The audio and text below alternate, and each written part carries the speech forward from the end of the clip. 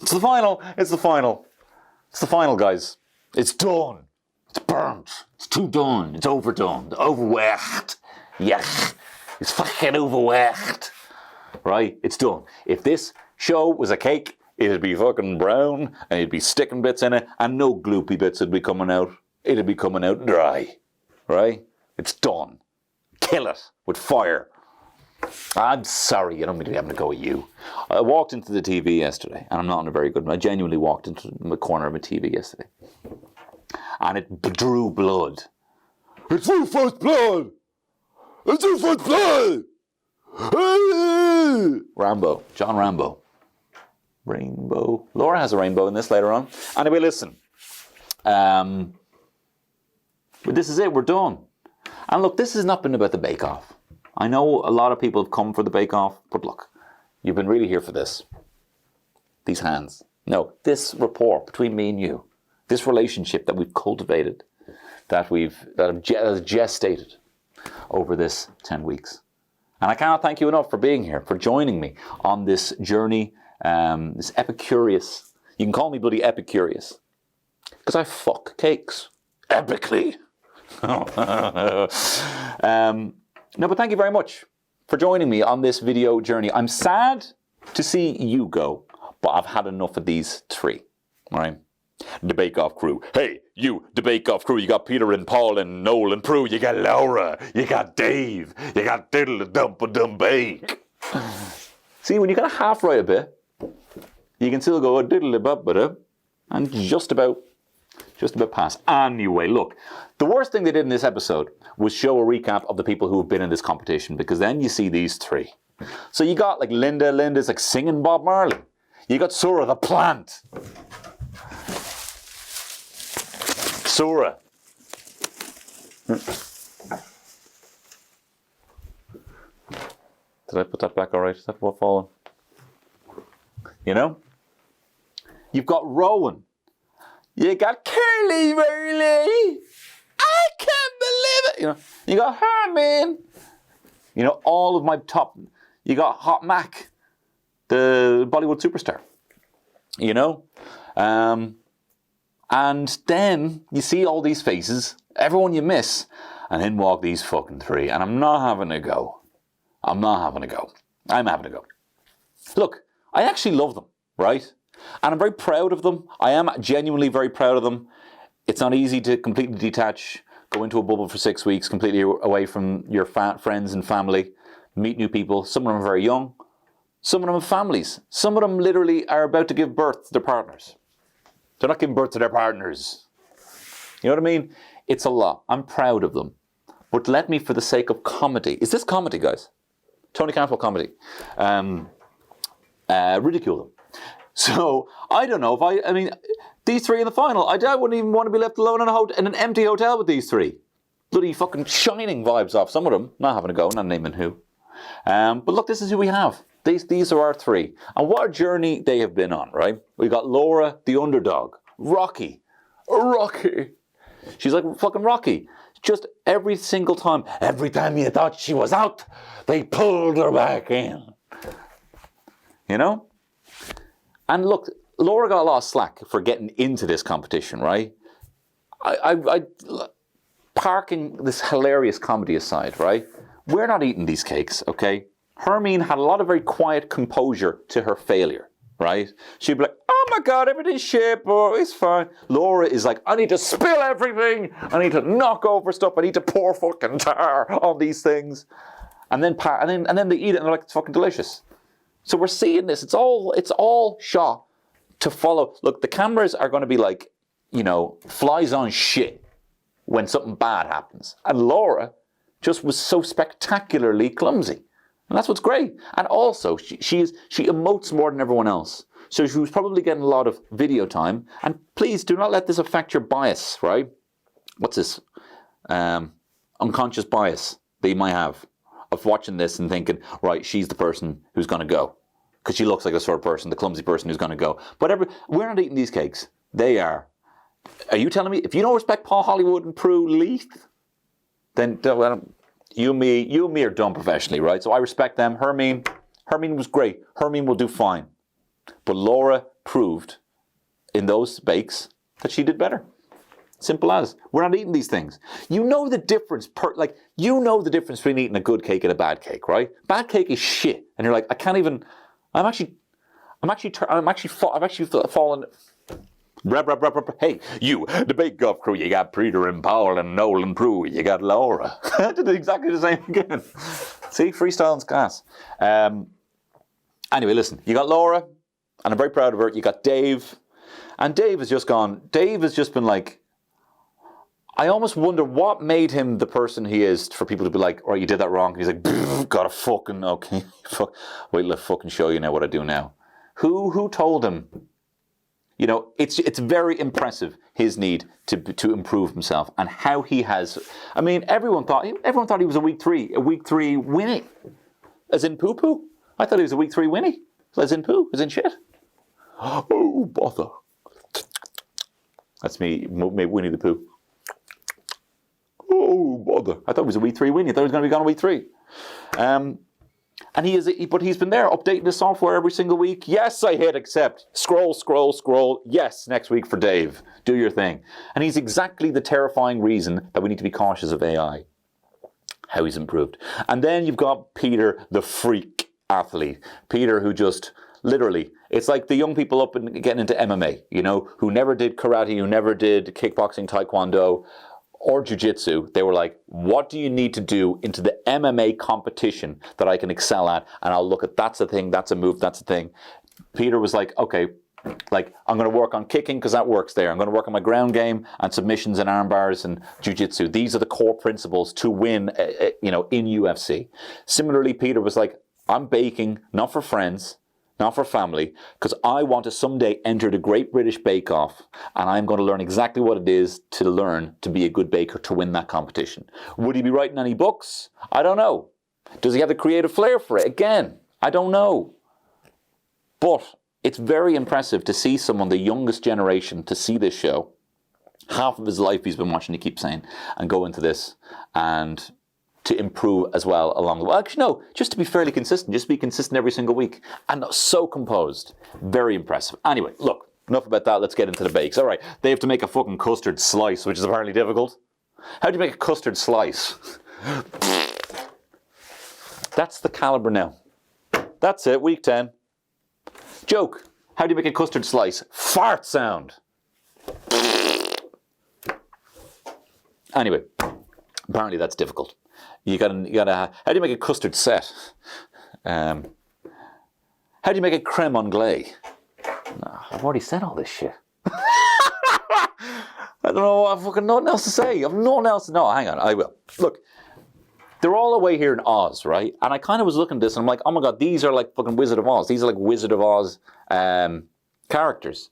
You got Laura, who's been like the cowardly lion the whole time she's been in this. She's just been looking to get, brave and to kind of move on and kind of, get her courage, You've got Peter, the child, who didn't necessarily, who could do a bit of growing up, a bit away from the comforts of home, off to the crazy, wonderful world of Oz, to then hopefully go back a bigger and stronger boy. And then you got Dave, the Tin Man, learning properly how to communicate and grow with people for his heart. Will they achieve all of their Ozonian goals towards the end? Only you. Well, I'll tell you later. Anyway, Paul, the hair watch. Nice little parting, growing a bit. Beard's looking good. Bit too long on the chin, but I like it. And Prue looks like a retro TV. All crazy colours. Mad. Bloody mad. So Laura is doing this rough puff yuzu custard slice. Now, yuzu is quite a citrusy fruit that will come up a little bit later. She says she's quite nervous. Now look, if I was Laura in this situation, which I'm not, and it's easier said than done, I was thinking this could go two ways for her. I genuinely thought, right, going into this, I wanted Dave to win, because you have no idea how much he's grown on me. Just seeing how outside of his comfort zone he's got, how eager he is to improve, and just his efficiency, and his actual just savant genius Savant's fucking derogatory. I shouldn't have said that, but there's actual genius that he has shown in this competition. But I kind of thought Laura might win. I thought she's getting this kind of rhythm, this kind of like, and just the fucking luck on the right day. I thought she was going to go into this competition and be like, there is no reason for me to be here. I'm in out of my depth, and I'm just going to fucking have fun. I'm just going to play jazz, you know. It doesn't necessarily. I thought Peter will do kind of mediocre, but they won't like the flavors. I think he'll probably deliver something, but they're not going to be mad on the flavors, right? But anyway, that's not necessarily what happened. But anyway, I thought it would go either way. I thought with Laura, I thought she would like just go fucking hell for leather, be like, I don't really care. I don't care anymore. I'm just going to have fun. Anyway, they're all doing rough puff. Dave has put some, put a load of gelatin in. Noel says he can see him as the Bay King. What did I write here? Oh yeah, he said a lot rides on today. Yeah, he's dead right. Peter is doing, so hang on, let me just get this together. I'm all over the place here, right? He's doing a caramel, so okay, hang on. Laura's doing a yuzu custard slice. Dave is doing a caramel latte custard slice. And Peter is doing 2 types of custard and a crank can. The fine Scottish dish of crankin. And Peter says that this has shaped him quite a lot. This is the longest time he's been away from home. And it shows a picture of him as a child, and it actually looks like, as a baby baking, and it looks like the photo was taken on an iPhone 7 that long ago. Like fucking 5 years ago. Like honestly, it made me sick to my stomach seeing that. The quality of this image of him as a baby. Anyway, Matt winds him up and says he's going to be the big wig in uni after this. Big wig. And look, I'm going to tell you this, Peter, right? From one celebrity to a future celebrity.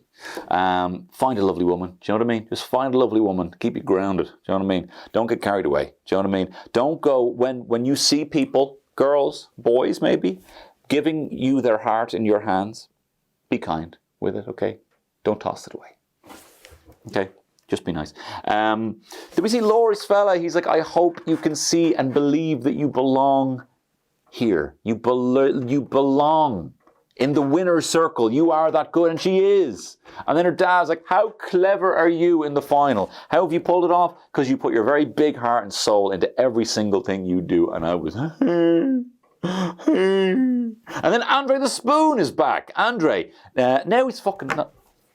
So last time he was asking Peter to undress, and he was kind of winding them all up. Now he's asking them all to kiss him. This spoon has gone too far. I think Me Too needs to have a little comeback. We need to flare up again and be absolutely vilify this spoon taking. I mean, it's like, yeah, if you want to fucking win, kiss this fucking spoon. Shame on you, Andre. Now forcing Laura first mood, abusing his power. So now, right, they're making all the little biscuits bits. Dave and Peter's looks okay. Laura's looks a bit thick, right? Everyone's fucking messing around. They're boiling caramels and boiling honeycomb. Noel's firing all cylinders. He's telling them they're all winners. Noel is the MVP of this season, to be perfectly honest, right? I feel like with Sandy, she's kind of silly, and he didn't allow himself to get as silly. Matt, I think he's like, imagine this, like Matt Lucas, comedy icon, right? Hall of Famer comedy icon, Matt Lucas, okay, comes into a competition as the kind of protege of Noel Fielding. So Noel Fielding loses the dead weight of Sandy, and I love Sandy, but she's not silly enough for this, right? And then all of a sudden steps into the mentor role. Imagine having to be the mentor to a comedy great like Matt Lucas. They both just set each other off. They've been 2 MVPs of the season. I love it. So Dave has been very, very precise. His software dictates it to be so. He is just improving. Oh no, wait, I just wrote... See, I'm getting carried away. That's not even what I wrote here. I wrote, Dave is being very precise. This is throughout the season. Dave is always being very precise, and Laura's flavors always deliver, right? But has the custard set? Dave's, yes. Peter, yes. Laura, no. Just go home. I feel like fucking Harry and the Hendersons. Just go. Go. John Lithgow. But she deserves to be here. I'm flip-flopping all over the place. She deserves to be here. And they won't even stay together. They've said it looks shit. She puts her fucking head in the fridge. And I say, that's not how you do it, right? You have to put the head in the oven if you really want to go. She's trying to maybe she's trying to freeze her tears so they just crack off and no one knows that she's crying. But anyway, Laura climbs out and she's expecting a big fucking bollock, and this is the final. And look, at the end of the day, these two are consistent. They do not emote. They do not ever make it look like that something's going wrong. Anyone, I feel, in this situation, in Laura's situation, would have looked like bloody Ariel's BFF floundering. Okay, but anyway, judges. Peter, very professional, flaky fucking pastry. Prue was like, very fucking pastry, you prawn. It's a fucking delicious, you prawn on top, but a little bit thick. You fucking prawn. Ticks every box. Dave, this is delish. Gorgeous coffee. Nuts. Paul says, a bit stodgy. And then Prue says, not stodgy, you fucking prawn. It's really strong espresso flavour. Laura, this is Laura's problem, in a nutshell. So much flavour that it couldn't set. So much flavour that it just didn't work. I'd love her as a home cook. Do you know what I mean? She just delivers a lot of butter in the pastry. I'm being very nice to Laura because, to be perfectly honest, I didn't like the abuse she was getting last week, and I didn't like some people saying just put her out of her misery, don't have her in this competition. She totally deserves to be in this competition. Have you honestly lost your underdog spirit to not be rooting for Laura here? Undeserving. What? You fucking, no, I want to see someone win every single time and yeah, done, tick the box. Peter, great job. No, you want to have that story. So I was up for Laura, but I was up for Dave. I think Dave's the best. Anyway, look. Then fucking, then Paul whips one out. He goes, more of a cracker than a rough puff. All right, Roy Chubby Brown. Easy, mate. Don't make fucking jokes like that anymore. Anyway, technical.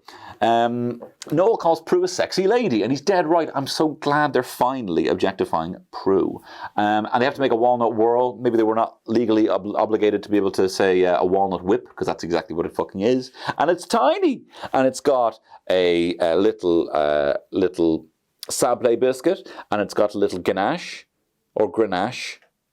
Someone slagged me for getting it wrong recently under a YouTube comment, and you only see the ones you don't like. A little grenache, and then marshmallow on top of that, and then,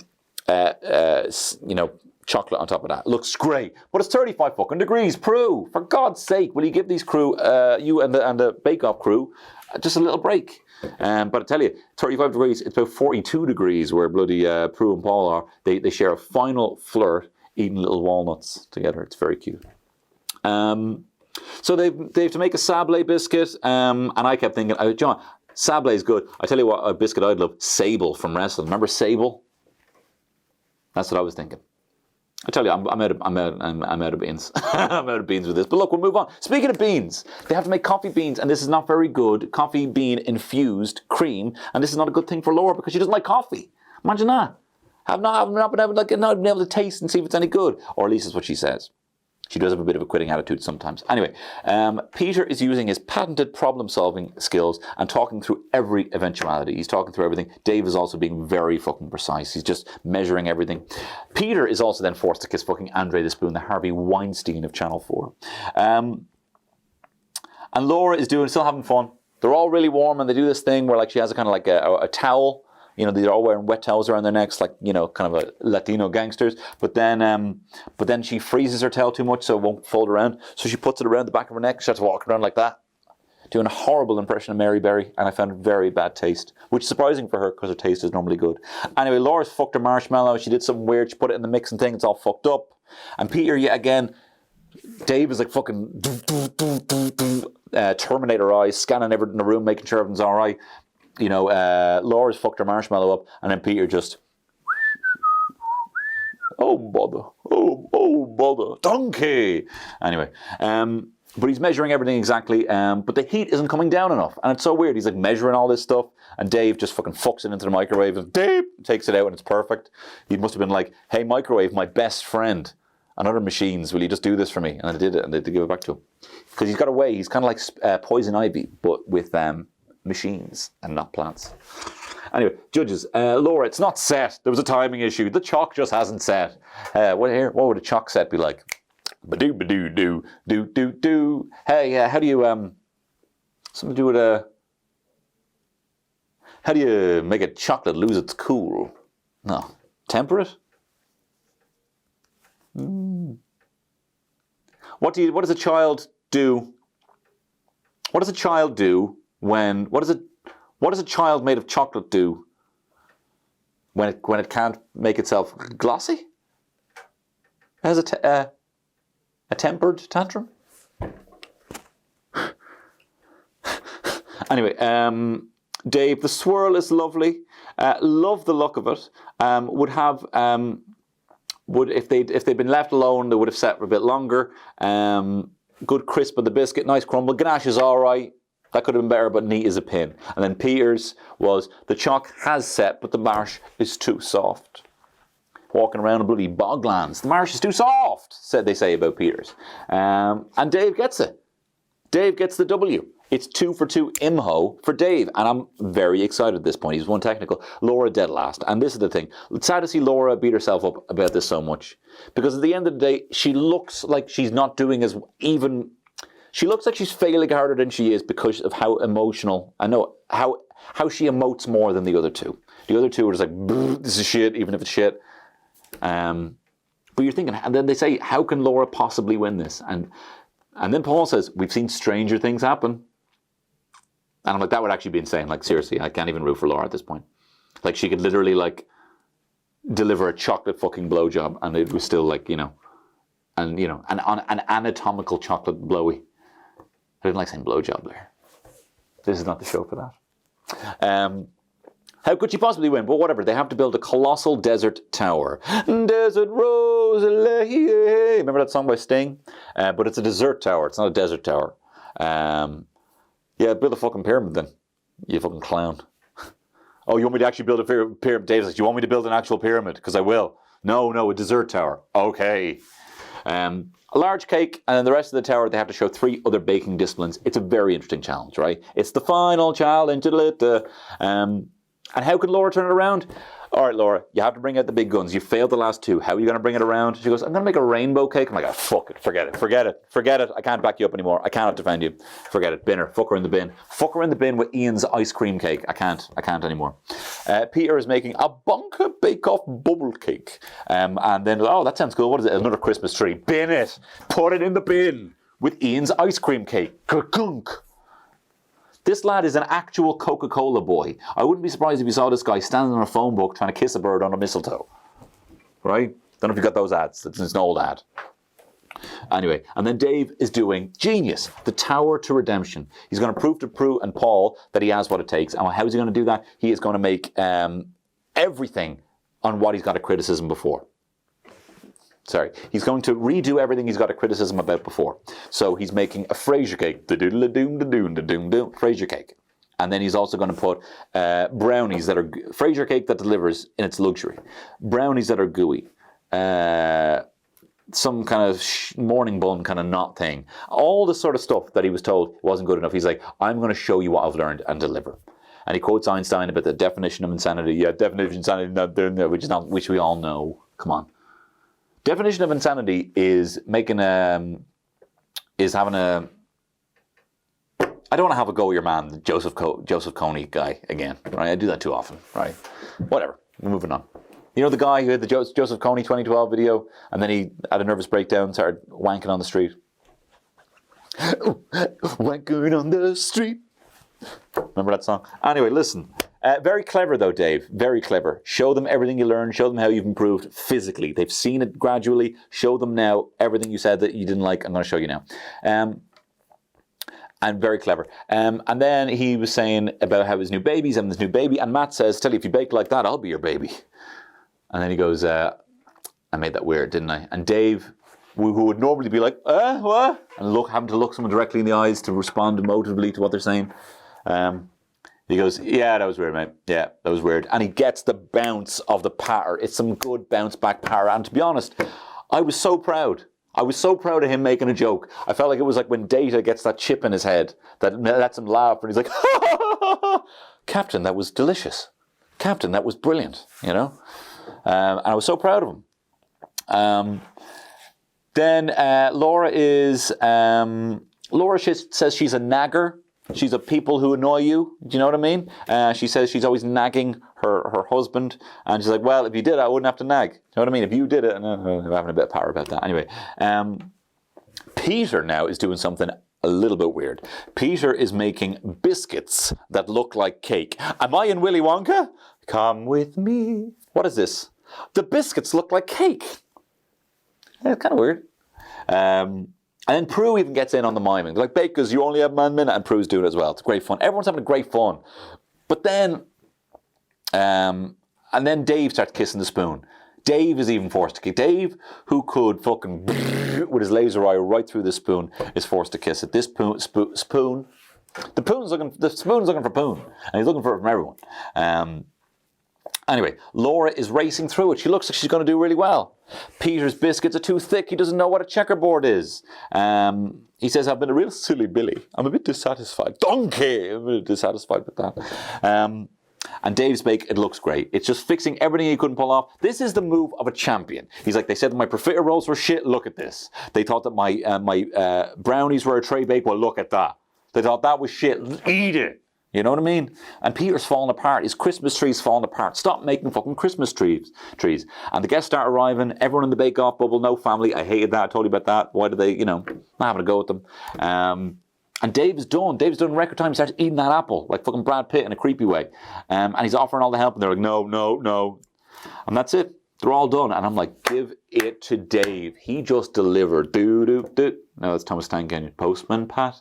He delivered, right? Robo post, fucking the Amazon drone, the postman. And here come the judges, okay.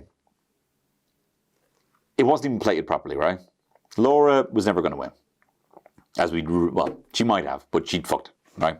But she was never going to win, even if she did, as I said, a chocolate blowy, right? And Prue says, if this was all plated, I'd say it'd have looked nice, you fucking prawn. It's beautiful, moist, full of flavour, heavenly. Nothing wrong with your baking, you fucking pro.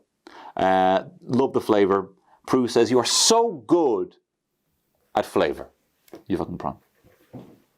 And they're almost saying, they're complimenting her in a very nice way to be like, get the fuck out of here. But thanks for coming. Peter, Paul, I like the Christmas theme. All right, come on, man, get the fucking, like, this is in the mid. He has done 3 Christmas-themed things in the summer months in a bake-off tent. Doesn't make any sense. But he thinks it looks lovely. The cake is very... so they eat the cake, but they're very quiet, and they seem to know what to say. They're like, the flavour's good, but it's a bit dry. The the blackberry's delish, sharp for both. Looks silky smooth, but and it's a bit stodgy. The kind of little fronds or whatever it calls, a bit disappointing, they said. I'm like, okay, this bodes well for Dave. Dave's looks original, it's enticing. The Fraser cake, boom, luxury slice of cake, tender as anything. The brownie, gooey, light crack on the top. The babka, a bit too late, a bit too overdone, the babka. Flavor's good though, the dough's a bit tough. And the shoe just didn't bake for long enough, and it's wet filling, it's wet. Having something like a bit cold and wet and dribbly when you're not expecting it, emotionally doesn't bode very well for you to be in the good books. Anyway. But I just kept thinking, fucking fair fucks. Give this guy a show. Row bake cop. Shooting people in the shoe buns, And they said it's as close to a draw as they've ever seen. The closest final ever, and a very hard decision. And the winner is... It's fucking Peter. It's Peter. And I said, fuck that. Fuck, I said, for fuck's sake, I said. And I was quiet for a while, and then I said, well, he was fairly consistent. He was fairly consistent. And I was just so proud of Dave. I was so proud of Dave, And then, Peter, you just realize, I can't even believe I'm here. Like, think about that, all right? Think about that for a second. That's like if you're reading comics and you got to join the X-Men. Do you know what I mean? Peter has been watching Bake Off for his whole life.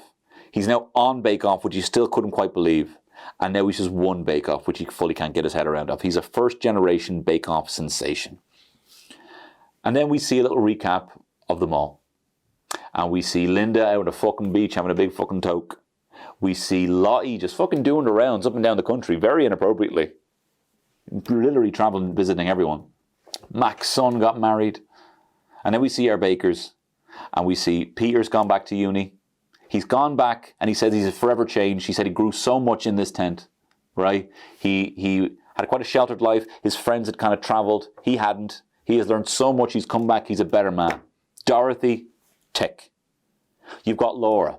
Laura couldn't even fucking believe she was going to be in week 2 or 3. She made it to the final. She couldn't even believe, she would have loved to have been a runner-up. She came back and proved time and time again, just courage and coming back in there and leaving the past behind and just fucking delivering on what you have to do in front of you, that you can do it. She got her courage. And give this woman a show. I love you, Laura. You're great. You're a sensation. Cowardly Lion. And then you got the fucking Tin Man. The Tin Man, who showed every single week how he would improve, how he bonded with people, how he got his banter levels up again and again and again. And does this Tin Man have a heart? You see the fucker? And he's got a baby lying on his chest, little Ronnie, his son. And I started fucking weeping to Terry, because that's how I'm fucking ruined now since having a child. I'm broken. I'm a broken man. And I saw him with the baby and I started weeping, and I'm like, he got it. He got his bake-off. Anyway, look, thanks very much for watching this. Bake-off is done. That's bake-off. That's bake-off all done. But look, that won't be the end of this video content. We'll figure out the studio proper soon. I do want to thank a couple of people, though, for their very kind, continued support and help in this pod. I want to thank Cian Conde for doing the theme. And I want to thank fucking Jordan Daniel, the main man who has pretty much built this show. These graphics, these punchlines to make up for my absolute shite patter. All right? No, it's all been good. Look, I've been good as well. But for him to put punchlines on a lot of things where I had nothing to say, I cannot thank you. Well, it's been a collaboration. I'm not fucking, I'm sticking your dick here, man. Do you know what I mean? But thank you very much, Jordan, for doing this. I would like to thank the Podcast Studios for letting me use their studio. Not in this case. I would like to thank my brother, Andy Cantwell. And if you like The Simpsons or the Marvel Cinematic Universe, check out his podcasts. He's got What's So Great About, and he's got Put It in H, a Die Hard Simpsons podcast. Check them out. I highly recommend it. He shoots them right here in the studio, and he set this up for me. And I want to thank you for helping me build this rapport, for helping me pop my video cherry for you to deliver this content. And hopefully, there's no going back from now. Thank you very much. And guys, keep watching the bakes. Whatever. Shut up.